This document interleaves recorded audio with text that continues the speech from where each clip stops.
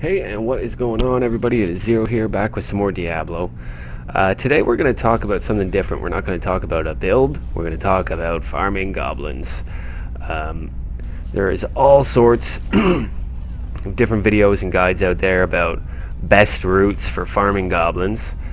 I don't really follow any of them. I use some of the areas in these route guides. But for me, I really hate going into areas that involve all sorts of twists and turns. I'm not into it. Especially when you're playing Crusader, I mean, it takes a lot longer that way. It really increases the length of your runs. If you're going into maps that have all sorts of twists and turns and stuff like that, it's not that big a deal when you're running, say, Wizard or Monk, who can, like, literally just fly through an entire map in 3-4 seconds.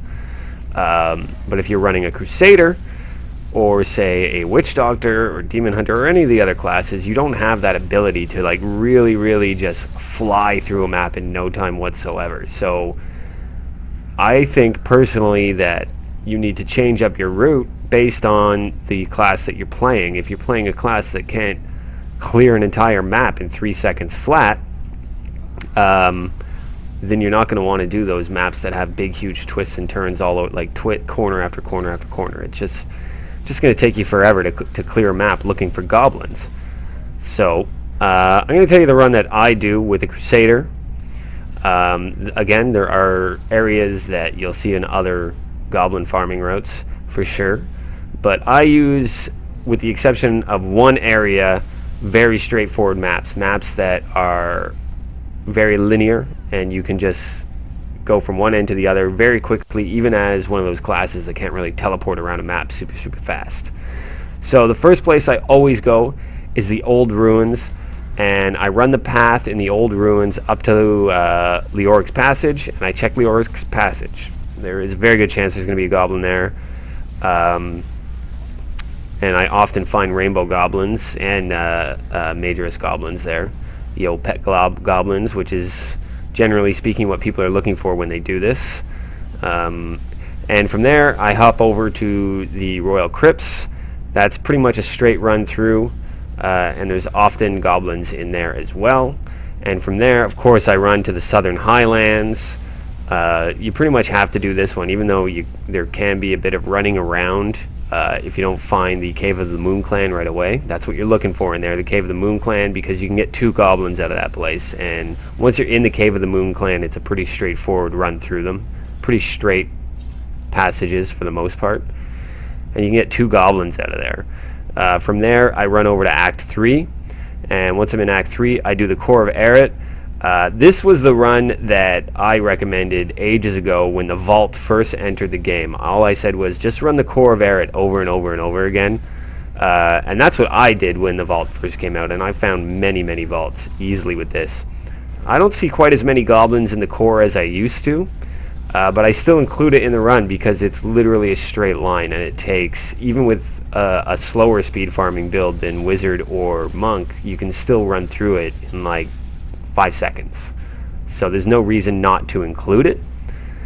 From there, I do the Tower of the Damned levels 1 through 3, and I include that because it's just a circle. Each level is just a circle. You run in a circle, you go through the door. Run in a circle, go through the door. Run in a circle, go through the door. And you teleport out, run over to Rakkus Crossing, which is a bit of a long run, but again, it's just a straight line.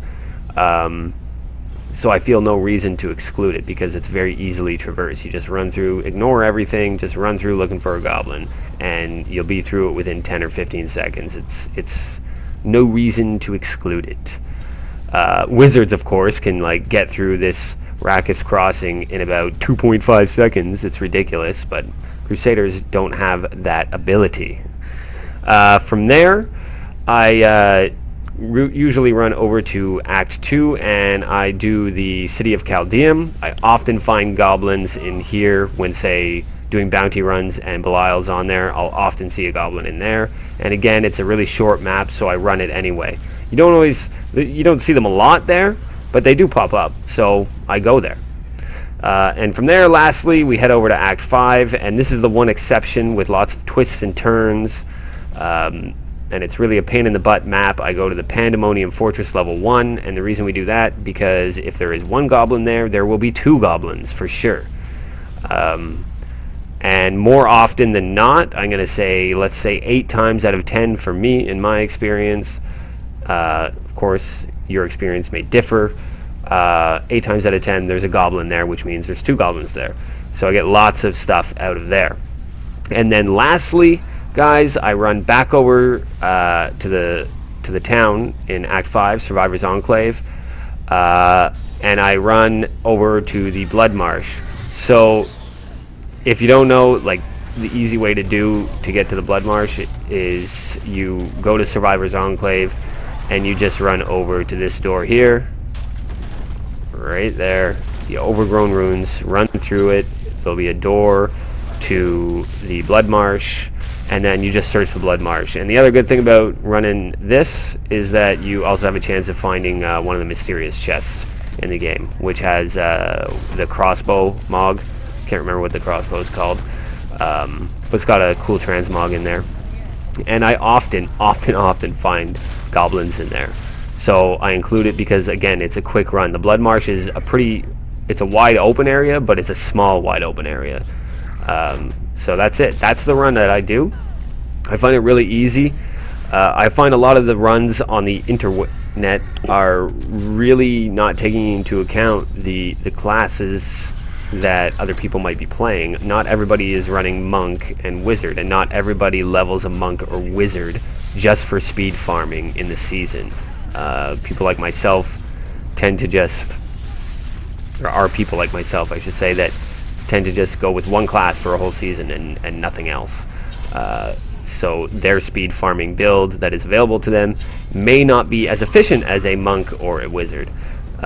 So that's the build this is the route that I use with my speed farming build as Crusader, and it goes by pretty quick. It doesn't take you a long time to do the run. You can just do it over and over and over again, and you'll find loads and loads of goblins, hopefully rainbow goblins, and hopefully you'll find, you know, Princess Lilith and get your wings, and hopefully you'll get all your pets. I still don't have all the pets. I don't do this run very often because I find it way too boring and tedious. Maybe like once every couple or few weeks I might do like a good hour of goblin farming. So I still don't even have all the pets. But today I did it for an hour and I found 2 of the pets. I found 2 new pets today. And then I probably won't do the runs again for another couple weeks. But I think it's a pretty solid route. I see tons of goblins doing it, and I think it definitely lends itself better to classes like Crusader or Barbarian or Demon Hunter, instead of some of the other routes that are posted on the internet that are, generally speaking, being done with monks and wizards that can fly through a map in 5 seconds flat. So that's my goblin farming route. Hopefully it helps some of you guys out that are running Crusader or Barbarian or something like that. And it's not as tedious doing this route either, again, because there's not big, huge maps that you know, that you're running through. Like, I don't do the go to Leoric, the hunting grounds and stuff like that. That's just too much running around.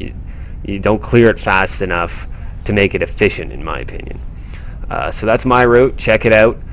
Guys, tomorrow I'm going to put up another video. Tomorrow's video is going to be discussing Invoker's set, specifically the hack version of Invokers. It's a build I've been playing a lot this season, and I've really been enjoying it. I've mostly been playing it because I haven't been able to find upgrades for my Secret of the Light set, but nonetheless, it's a build I've really come to enjoy because of that. So swing back on over tomorrow evening to check out an Invokers video.